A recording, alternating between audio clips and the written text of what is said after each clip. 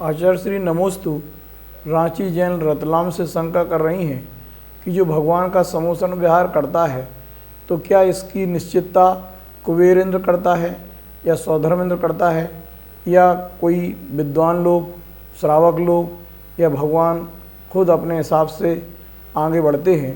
कृपया शंका का समाधान करें। नमोस्तु आचार्य श्री। विहार दो प्रकार के होते हैं, एक नियत विहार और एक अनियत विहार।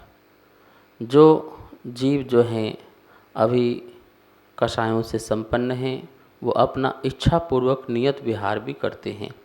जैसे कि हम विहार करें तो उसमें हमारा इच्छा तो होगी ना कि हमको इस गांव की ओर जाना है, उस गांव की ओर जाना है। जैसे आहार करने मुनि जाते हैं तो इच्छापूर्वक या अनिच्छापूर्वक, इच्छापूर्वक ही जाते वरना आहार नहीं कर सकते हैं, ठीक है ना।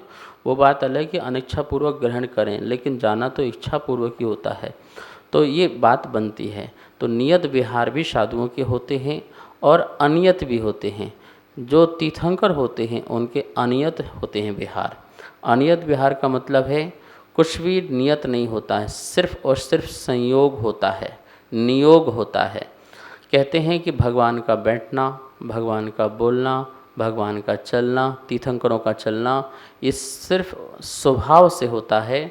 जैसे बादलों का कोई नियत नहीं होता है कि किस गांव में जाना है, किस शहर में जाना है। वो तो कहीं भी अपने आप ही सहजता से मुड़ जाते हैं।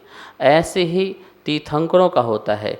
कोई इंद्र डिसाइड नहीं करेगा कि भगवान आपको इस दिशा में चलना और यहाँ प्रभावना करना है। कुबेर ये नहीं कहेगा कि मैंने वहाँ पर समोषण की व्यवस्था कर रखी है, आपको चलना, वहाँ बैठना और आपको प्रवचन स्वाध्याय करना है या उपदेश देना है, ये नहीं। और ना ही कोई वहाँ पर गणधर और ना ही कोई श्रावक, कोई भी नहीं डिसाइड करता है। भगवान सहज ही उठते हैं क्योंकि उनकी सारी औद की क्रिया है, उदय की क्रिया है। कर्म के उदय से उनकी क्रिया चलती है और भव्य जीवों के कर्म के उदय के वशीभूत उनका वहीं वहीं समोषण हो जाता है। जैसे जो व्यक्ति पुण्यशाली होता है तो बादल उस तरफ चले जाते हैं और बरस जाते हैं, ठीक है ना। ऐसे ही भगवान का भी विहार उसी ओर चला जाता है और भव्य जीवों को दिव्य ध्वनि की प्राप्ति हो जाया करती है। तो ठीक है, बैठना, चलना और बोलना ये सभी कुछ जो है स्वभावगत है, नियोगगत है, संयोगगत है। आपके संयोग से यहाँ पर आ गए, ठीक है ना। तो ये संयोगगत समझना, कोई पहले से कोई निश्चित होगा ऐसा नहीं। तो फिर समोषण की रचना कुबेर को करने में कितना टाइम लगता है। आप जैसे कोई पंडाल तो लगाना नहीं पड़ते, बड़े बड़े पंडाल लगा के क्या बोलते कि महीनों महीनों से पंडाल लग रहे हों। जैसे वो रुके और रुकते ही वहीं पर समोषण की क्या करते हैं, तुरंत रचना हो जाती है और वो विराजमान हो जाते हैं तीर्थंकर अरहंत और उनकी दिव्य ध्वनि खिलना प्रारंभ हो जाती है। यही व्यवस्था मिलती है शास्त्रों में। नमोस्तु आचार्य श्री। सूरजमल बिहार से रमेश चंद जी शंका कर रहे हैं कि जब आज महाराज जी विधि पर निकलते हैं आहार के लिए तो उस समय कितने बार विधि को देख कर के लौटना चाहिए? मतलब 1 चक्कर, 2 चक्कर या 3 चक्कर कि ज़्यादा लगा सकते हैं कि नहीं लगा सकते हैं? क्या आगम में आया है? कृपया शंका का समाधान करें। नमोस्तु आचार्य श्री। मुनिराज आहार ग्रहण करने जाते हैं और एक संकल्प लेके जाते हैं, अपने भाग्य की परीक्षा करते हैं। जब वो मुद्रा बनाते हैं तो उस समय कोई ना कोई एक व्रत लेते हैं कि यदि ये मेरा ये संकल्प पूरा हुआ, ये नियम यदि पूरा हुआ तो मैं आहार ग्रहण करूँगा। मतलब ये अनासक्ति का प्रतीक है, आसक्ति का प्रतीक नहीं, अनासक्ति का प्रतीक है कि मैं कितना अनासक्त हूँ आहार ग्रहण करने के लिए। तो जब वो आहार के लिए जा रहे हैं तो चौके लगे हुए हैं, 1 चौका, 2 चौका, 10 चौका, जितने चौके लगे हों, तो वो एक एक चौके में देखते हुए या जिस चौके में पहले चौके में विधि मिल सकती है, चाहे तो वो अंतिम चौके में भी ना मिले तो चक्कर कितने लगाएं। तो आगम में कहीं भी चक्कर लगाने का विधान नहीं मिलता है कि वो 1 चक्कर लगाएंगे कि 2 चक्कर लगाएंगे कि कितने चक्कर लगाएंगे। अरे इतने ज़्यादा चक्कर भी नहीं लगा दें कि स्वयं मुनिराज को चक्कर आने लगे और आहार ही ना हो पाए, तो ऐसा हो जाता है। इसलिए वो चाहें तो एक बार में ही देख करके जा सकते हैं और आ सकते हैं। उत्कृष्ट तो यही है। मैंने बहुत चिंतन किया इसके विषय में कि यदि मुनिराज दोबारा जाते हैं तो कहीं ना कहीं आसक्ति है। यदि एक बार गए और नहीं मिला, विधि नहीं मिली, तो वहाँ से आ गए, दूसरे चौके में जाएंगे, तीसरे चौके में जाएंगे और वहाँ विधि नहीं मिलती है तो अपने वापस मुद्रा को छोड़ करके मंदिर में प्रवेश कर जाएंगे।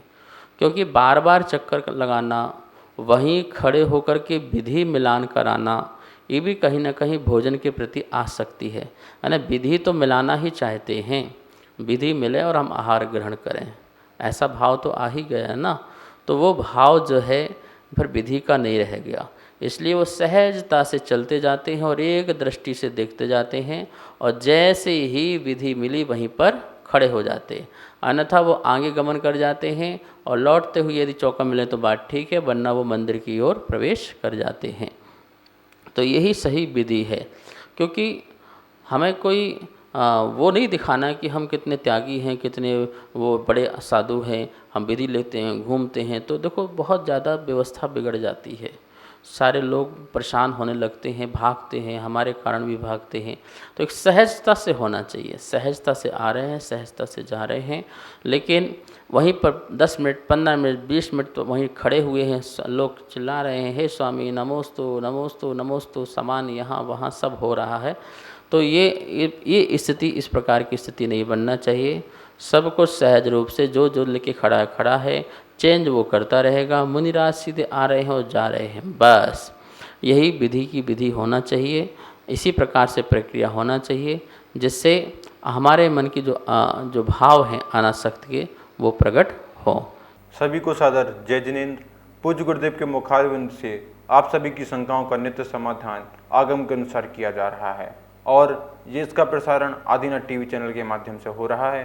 अगर आपके मन में किसी भी प्रकार की कोई भी शंका है तो आप हमें नीचे दिए गए नंबर पर बेझिझक भेज सकते हैं और आपकी शंका का समाधान पूज्य गुरुदेव के मुखारविंद से आदिनाथ टीवी चैनल के माध्यम से किया जाएगा। तो आप हमें अपनी शंकाएं भेजें और पूज्य गुरुदेव के मुखारविंद से अपना समाधान पाएं और अपनी शंका का समाधान करें। जय जिनेंद्र। इस कार्यक्रम के पुण्यार्चक थे